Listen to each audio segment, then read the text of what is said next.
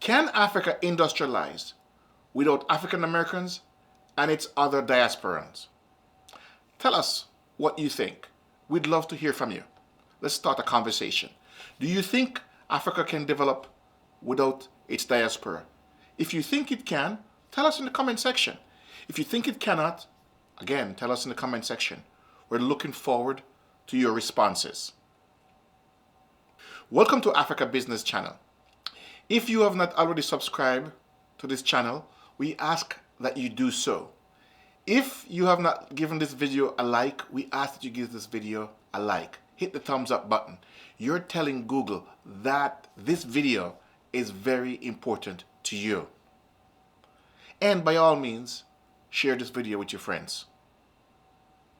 You know, to answer that question, Africa is fortunate in that there is a massive economy that has recently transformed itself from a mostly agrarian society to the second biggest industrial economy in the world.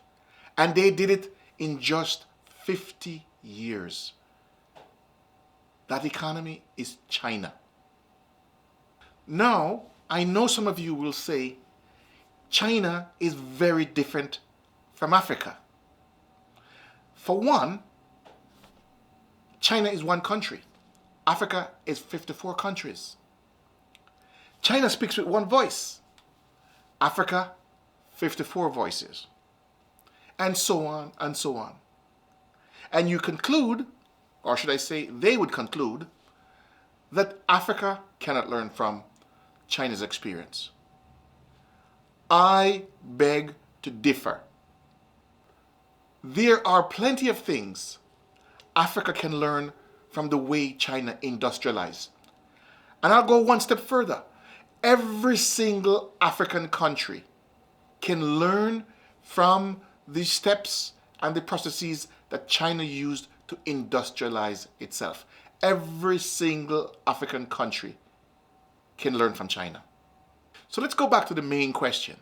Can Africa industrialize without African Americans, Jamaicans, and other diasporans? And my answer to that question is hell no. You know, China considered that question. Can China develop without its diaspora? And its answer was hell no. Why?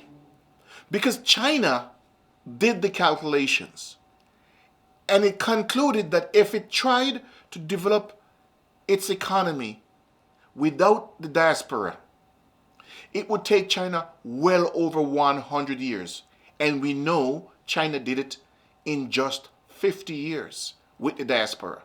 So there should be no debate as to whether or not Africa can develop without its diaspora.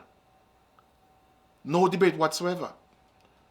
I know people like to argue and talk about things, but no sensible person will entertain the fact that, like China, Africa has to do the same thing. It has to deploy its diaspora to help it industrialize. You know, without the African diaspora, it will take Africa well over 150 years to get to where China is today. That is a very, very long time. Now, with its diaspora, Africa can develop to where China is today in 20 to 30 years. Now, some will say, how is that possible? How could Africa industrialize faster than China? And the answer is very simple. Technology has come a long way. For example, when China was industrializing, there were no cell phones.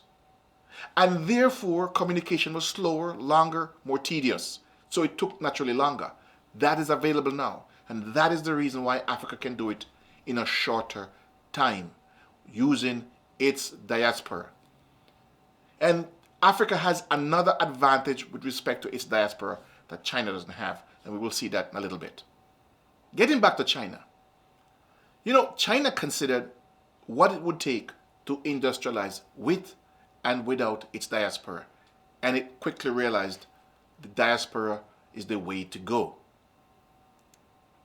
Now, what that means is the Chinese government understood that the diaspora, its Chinese diaspora, was critical to its development, to its industrialization. Let me repeat that just so everybody understands. The government of China understood that fundamentally it couldn't do this without its diaspora. Therefore, the government of China took steps necessary to make sure that its diaspora had whatever it needs to help in the industrialization of China. Now, African governments, it's your responsibility to ensure that it's government policy that the diaspora play the critical role in Africa like it did in China. Let's take a look at the Chinese diaspora. Before 1970, the Chinese diaspora consisted mostly of merchants and traders. For China to develop, it needed a diaspora that understood industrial processes and Western technology. So, starting in 1970 to 2010, hundreds of thousands of Chinese nationals left China to attend Western universities and colleges and institutions so that they can learn technology from the West and the technical and industrial processes that China needed to develop and to industrialize. Now, a question arose in China that was sure to arise in Africa.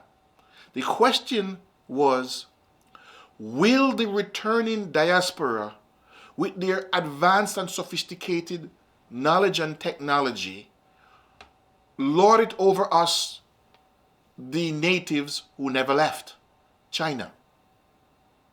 And the answer to that question was, from the Chinese government, no. Government policy was, when diasporans return, they worked with the locals to share that knowledge in the development of China. This has to be African government policy, so that when diasporans come back, that African governments create the environment where these diasporans can share the knowledge they have with the local Africans who never left and have a smooth and easy development and industrialization of each African country. At this point, let me stress something. It was Chinese government policy to go out and to recruit and to enlist the services of its diaspora. It is the government's policy. It is the responsibility of the government. And African governments, it is your responsibility. It is not the responsibility of the diasporans to come and to help you. It is your responsibility to ensure that you enlist and recruit the services of the diasporans to build Africa, to build each individual country in Africa, not the other way around. The fact that some diasporans come back to Africa, take their services and technology and know-how, and start businesses in Africa is no excuse for government policy. Again, the Chinese government understood that it had to be government policy because only it can act in that massive fashion. And African governments are going to have to understand and adapt the same policy. When you look at the African diaspora, it's much bigger than the Chinese diaspora. There are millions upon millions of African diaspora. In fact, there is roughly 41.5 million African Americans. Who are they? The African diaspora are engineers, mathematicians, scientists, experts in industrial processes, and much more, all ready to help Africa Industrialize. This does not mean that all African diaspora have to pack up in large numbers and every last one get on a boat or ship or whatever it is and go back to Africa. We have come a long way technology-wise, and we can do a lot of advanced building remotely. So not everybody has to go back. But we can certainly deploy technology to work and to build remotely. At this point, let's take a look at some numbers. Africa's GDP is only $3 trillion US dollars. And its population is between 1.2 and 1.4 billion people. As I said before, there are 41.5 million African Americans alone. The combined buying power of this 41.5 million African Americans is 1.7 trillion US dollars. That is over almost 30 times the buying power of the average African. African Americans have built one of the largest and the busiest airport in the world. There are no civil or engineering projects in Africa that African Americans and the diaspora cannot build. Every single year, billions of dollars of contracts are signed, and certainly almost none to African Americans.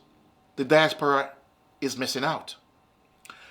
African American women, scientists, mathematicians, and engineers help put the first man on the moon.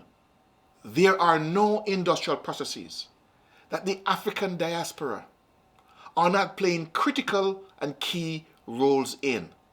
None. That is the power of the African diaspora. It is much larger than China's, much more sophisticated than China's. And China was able to do what they did with theirs. Africa and African governments have a huge opportunity. They need to seize it. If you have not already done so, please subscribe to this channel. Also, give this video a like. Give it a thumbs up. Tell YouTube this video is important to you. And by all means, please share this video with your friends. Also, we ask you to click on the bell icon so you'll be notified when new videos are released. Another way China quickly industrialized was by leveraging its low labor cost with Western businesses to allow them to manufacture goods and services in China. Africa's labor cost is lower than China's. Goods manufactured in Africa are closer to Western markets. That means the cost of shipping is lower and the time to market is quicker. Africa has a huge advantage in that space. You know, let me sum it up this way. No one who hopes to win a battle goes to the battle leaving its most potent weapon behind. China deployed its diaspora to maximum effect. Africa and African countries cannot go to battle and leave the richest, most powerful, advanced diaspora in history behind.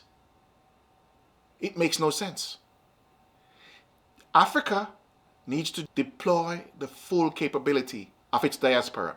And because the African diaspora is so much bigger than the Chinese diaspora, there are enough diaspora for every single country.